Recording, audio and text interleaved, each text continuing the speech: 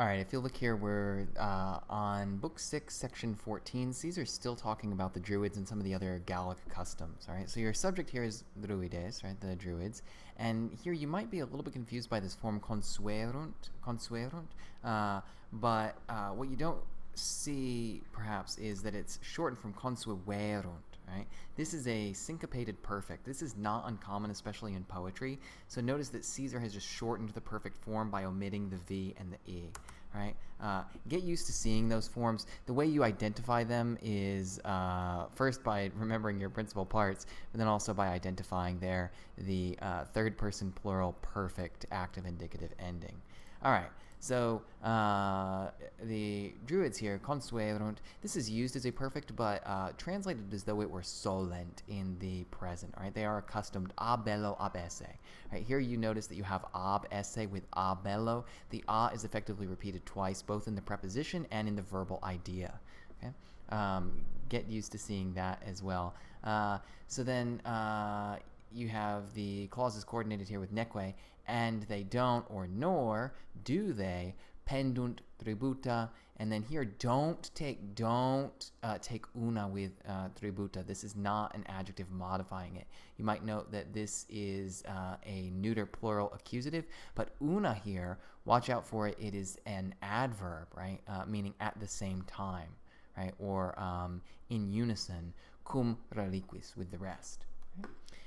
And then if you look at the next clause after the semicolon, you'll note that your subject is still the Druids, and habent is your main verb. So they habent vacationem militiae omniumque rerum immunitatem, right? So note that you have vacationem et immunitatem. Those are your two accusatives, the direct objects of habent, and then the vacationem is modified by the genitive militiae, and then immunitatem is modified by the genitive omnium rerum, right?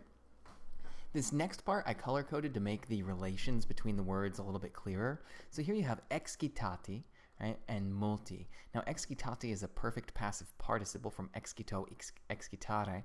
This can mean to rouse or to goad on, okay? But notice this is perfect passive participle, and multi is an adjective, but it's used here substantively as your subject, right? So many excitati tantis praemiis. The tantis praemiis refers back to the vacationem militiae and then immunitatem omnium rerum, right? And then also the fact that they don't pay the taxes, the tributa. Okay, so excitati tantis praemiis et sua sponte. So both goaded on by tantis praemiis et sua sponte. Multi conveniunt in disciplinam. Remember, this word disciplina refers not to some sort of martial discipline that people receive, but the learning that they can undertake to become Druids, right? Et and a parentibus propinquisque mittuntur. Watch out for this verb propinquus. Literally, it means something or someone very close, and this is used for relations of various sorts of familial or otherwise very close relations. Note here that mittuntur is a passive verb, and note that multi is still your subject of mittuntur. Right? Ibi here is a spatial adverb. Remember that ubi asks where, ibi answers it with there. So ubi, where, and then ibi, there.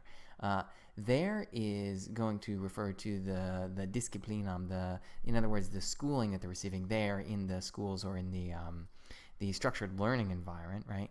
They dicuntur, note that this is the passive form of dico dicere, to say. They dicuntur ediscere, they are said, ediscere magnum numerum versum. Be careful here to isolate magnum numerum going together as the accusative object of ediscere. They ediscere a magnum numerum, and then versum here is your genitive plural of the fourth declension noun versus. Right? Itaque is just a transition here, and so, or therefore, annos non nulli vicenos in disciplina permanent. Here, disciplina is an ablative, so in disciplina, in learning, right, they permanent. This is a stronger form of maneo manere, and note that we get a certain English derivative from this, which should be very obvious looking at the form. Right? Here with annos vicenos, these go together. Vicenos is an adjective meaning 20. And here you have the accusative of duration. And note that non nulli is your subject of permanent. Just as non numquam, not never, means sometimes, non nulli, not none, means some. Okay. Watch out here in this accusative construction here with fas esse. Right down here I have it listed. Fas est is it is right or it is proper. This is related to that verb for fari fatus, right? Of things which are sayable, but also of things which can be said and thus fated.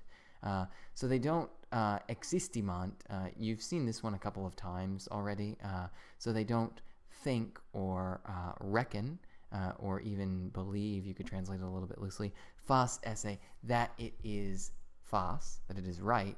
Ea literis mandare. And the ea here, it's not quite clear to what the antecedent that it refers to is, but you can just imagine that it is the things which they learn in disciplina, right?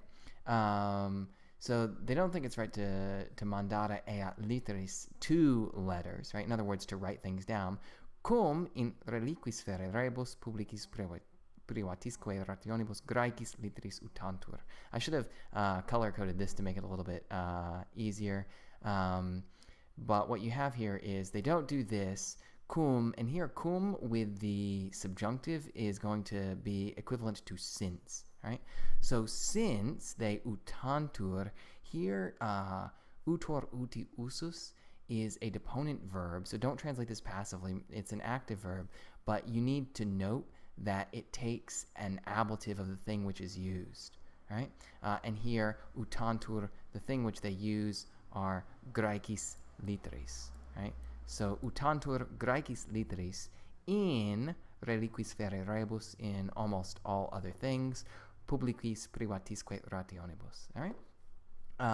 And then id, this is referring to this use, all right? So id is referring back to utantur, this fact, right? So id, they seem, videntur, they seem, note the Druids here are your subject, they seem, and then here you have a perfect active infinitive, instituisse id, right? Duabus de causis. And the mihi here is to be construed with videntur. They seem to me, instituisse id, duabus de causis. Here not about two causes, but for two causes, or for two reasons, right? And then here you have one of the causes, quod neque in vulgum, so because they do not, neque velint, note that this is your subjunctive form of volo vele volui, right? So that they do not velint disciplinam efferi, note that this is from ek or ex and fero, but this is the passive form, right? In vulgum, right? Neque eos, so here's your second reason, neque eos qui discunt literis confisus minus memoria studere. So you need to make sure you retain velint in your mind here. So nor do they velint, right? That eos. So here it might almost be easier to translate this as an accusative infinitive kind of construction. So nor do they velint ut eos, or that eos, right? Studere minus memoria. Here studere does not mean to study, but rather to pursue or to be zealous for. And here confisos literis, this is a participle. So having confided in letters, they don't wish those who learn, having confided in letters, to studere minus memoria. All right. Here, then, Caesar uses quod as the relative clause. Quod, or as the relative pronoun, sorry. Quod, which thing, accidit fere plerisque, ut praesidio literarum diligentium in per discendo ac memoriam remittant, right? And here ut is going to be a result clause with the result that, or so that they remittant, right? And then here you have two accusative direct objects. They remittant diligentiam in per discendo ac memoriam. And the reason they do that is from this ablative praesidio literarum. You might wonder why they have a guard of letters, but this is, in other words, because the use of letters has in effect shielded or protected them from having to use their memory. All right, and then note right here, perdiscendo, this is a gerund. If you've gotten a little rusty on the gerunds, consult the last video in which I go over them briefly.